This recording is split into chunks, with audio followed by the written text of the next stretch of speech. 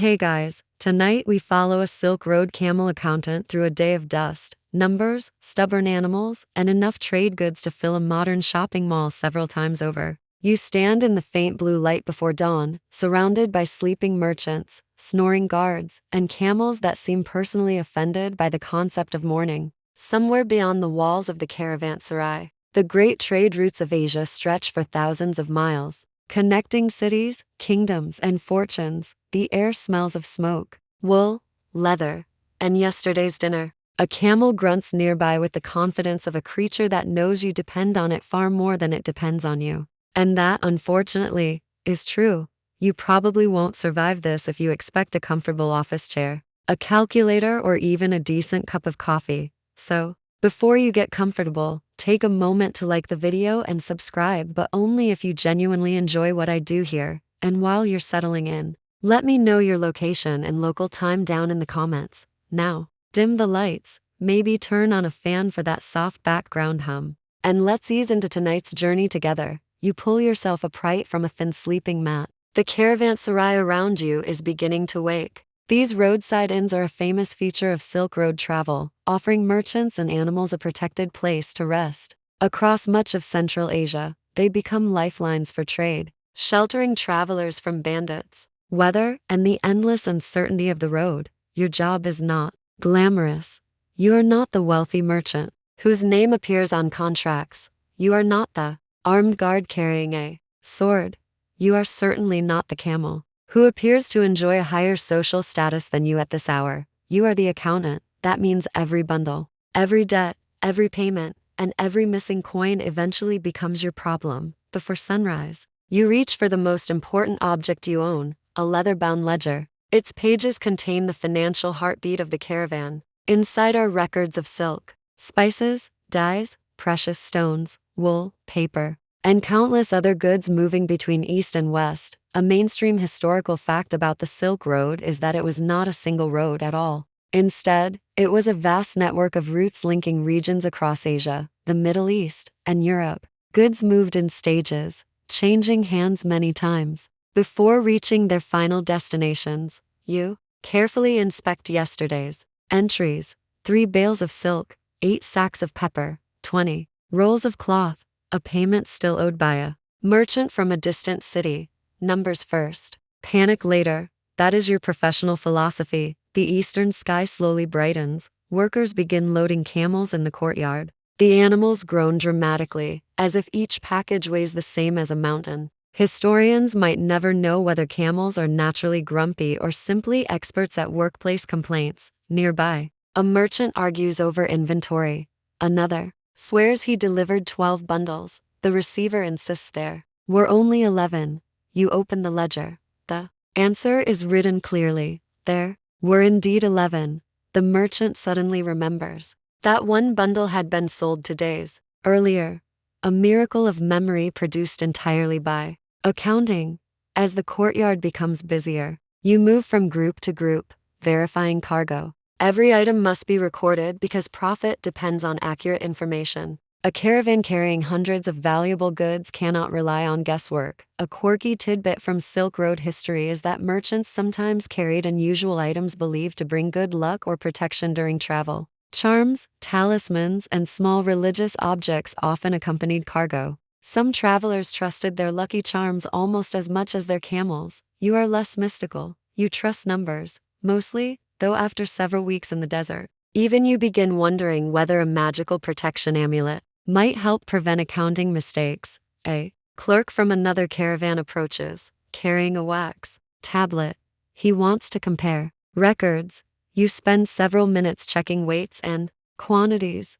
The process is surprisingly modern. Businesses separated by enormous distances still need reliable documentation. Trust is valuable, but written records are even better. As sunlight spills into the courtyard, traders from different cultures gather around breakfast fires. You hear multiple languages at once: Persian, Turkic dialects, Chinese languages, Arabic, and others blend into a constant background murmur. The Silk Road is famous not only for goods, but also for the exchange of ideas, technologies, religions, and knowledge. A simple ledger entry might represent a product, that has traveled thousands of miles and passed through dozens of hands.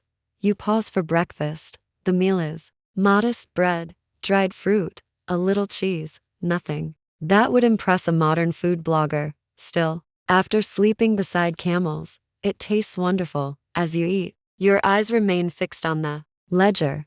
An unpaid debt bothers you. It sits on the page, like a mosquito that refuses to leave. The merchant responsible claims he will pay at the next city. Perhaps he will. Perhaps he will discover a sudden interest in disappearing. Historians still argue whether some long-distance trade networks relied more heavily on formal contracts or on personal relationships and reputation. Both clearly mattered, but exactly how merchants balance those systems remains a subject of debate. For now, reputation is all you have. You make a small note beside the debt, not threatening, not accusing, just enough to remind yourself later. The morning grows warmer. Camels kneel as workers tighten loads, ropes creak, wooden crates shift. Merchants shout instructions. You make one final sweep through the courtyard.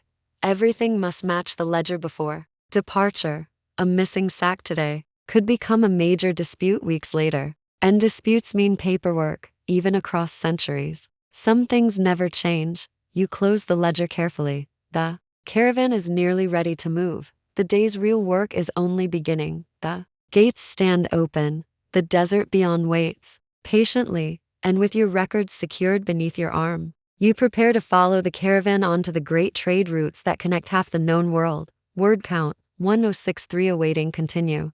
The caravan finally rolls out onto the road, and your attention immediately shifts from cargo to numbers. Every merchant wants to know the same thing. How much profit waits at the next city? You ride beside a string of camels carrying silk, spices, and dyed cloth. While others admire the scenery, you stare at your ledger. Someone has to keep track of debts, payments, and promises. Trade across the Silk Road depends on accurate records. A mainstream historical fact is that merchants often used written contracts and account books to manage business across enormous distances. At a rest stop, several traders gather around you. One owes money for transport fees. Another claims he already paid. A third insists he witnessed the payment, but cannot remember the amount. Naturally, everyone now looks at the accountant. Fortunately, the ledger remembers what people forget. You locate the entry and settle the dispute in moments. The merchants nod reluctantly. Numbers are less exciting than arguments, but they tend to win. A quirky Silk Road tidbit is that some merchants developed personal symbols or marks to identify their goods when many traders shared the same routes.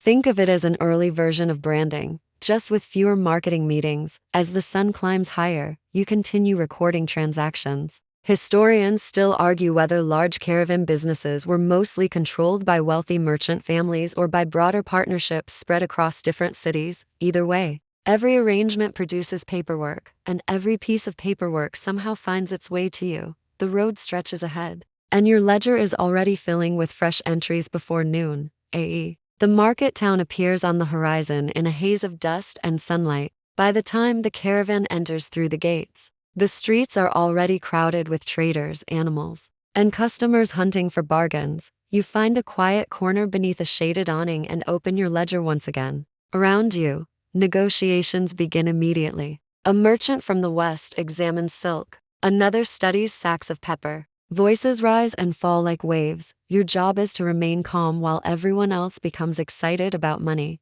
A mainstream historical fact is that Silk Road markets served as meeting points for people from many different cultures. Goods, languages, technologies, and ideas traveled alongside merchants, creating connections across vast distances. One trader proudly claims his cloth is the finest in the region. Another insists the first trader's cloth would make a better blanket for a camel. The discussion grows surprisingly passionate. For something involving fabric, you quietly record. Sales: 5 rolls of cloth sold, 2 crates of spices exchanged. Transport: Effie's collected. Numbers continue marching across the page. A quirky historical tidbit is that exotic animals occasionally traveled portions of the Silk Road as gifts between rulers. Imagine trying to explain that expense report. Nearby, a customer attempts to negotiate a lower price by delivering an extremely long speech. The merchant responds with an even longer speech. You suspect neither has listened to a single word from the other. Meanwhile,